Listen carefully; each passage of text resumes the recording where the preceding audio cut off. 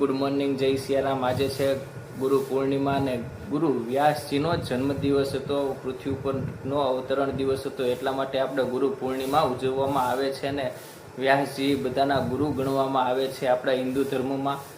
અને બીજી વસ્તુ આપણે વાત કરીએ તો ગુરુ પૂર્ણિમાના દિવસે ભગવાન શિવે બધા ઋષિ મુનિઓને જ્ઞાન આપેલું હતું ને આપણે ગુરુ પૂર્ણિમાના દિવસને આપણા ગુરુને યાદ કરીને એને વંદન કરવા જોઈએ।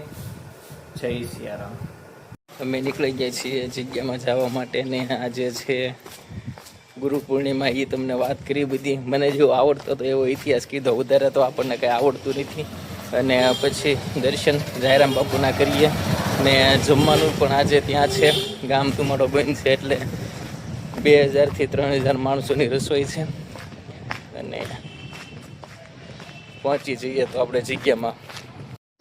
પરમ પૂજ્ય સંત શિરોમણી જાયરામ બાપુના તમે દર્શન અત્યારે કરી રહ્યા છો।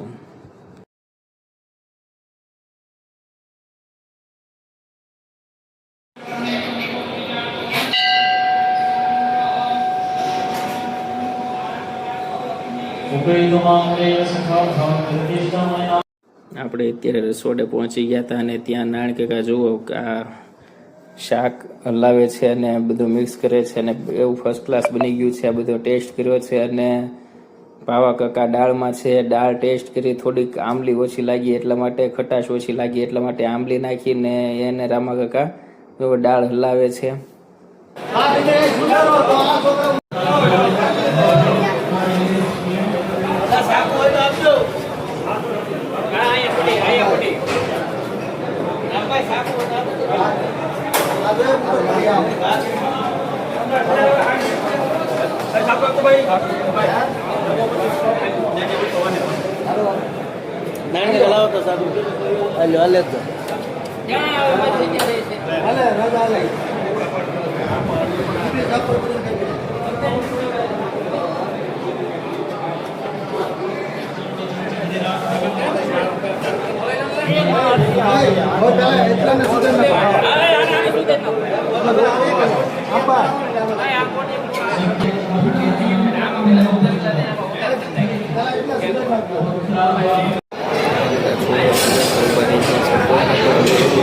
ત્યારે કે હાલો ભાઈ પીરસવાનું છે કે આમ બધા એમની જાતે બધી વસ્તુ લઈ લે છે પીરસવાની।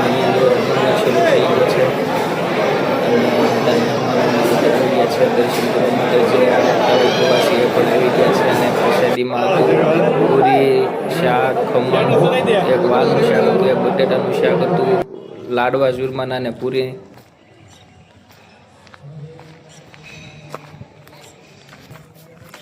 મેં અત્યારે જમીને જ આવી છું બાપુજી પાસે, કેમ કે બાપુ જે છે એકલા, એટલા માટે ઘરે હું જાઉં, પછી મમ્મીને આવવું પડશે અને પપ્પા ગયા છે મૂળીને ત્યાં રામાકાની લક્ષ્મણ દાદાની એની સાથે ને સાથે અમકા દાદા ગયા છે 99.99%।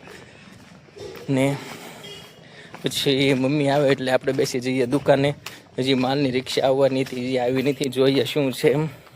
વાત કરી હતી બાપુજી બીમાર છે એટલા માટે એમની પાસે બેસવું પડે તે હું આવી ગયો છું બાપુજી પાસે, બેઠો છું ને બાપુજી જોવો સૂતા છે ને હાથ ઊંચા કરે છે। બાકી અત્યારે તો એ કાંઈ બોલી શકતા નથી કેમ કે તબિયત એટલી બાપુજીની ખરાબ છે અને બાપુજીની ઉંમર પણ છે એટલે ઉંમરનું કામ કરે છે એવું છે ને જો તોય કંઈક બોલ્યા એ પણ સરખું સમજમાં આવતું નથી હવે।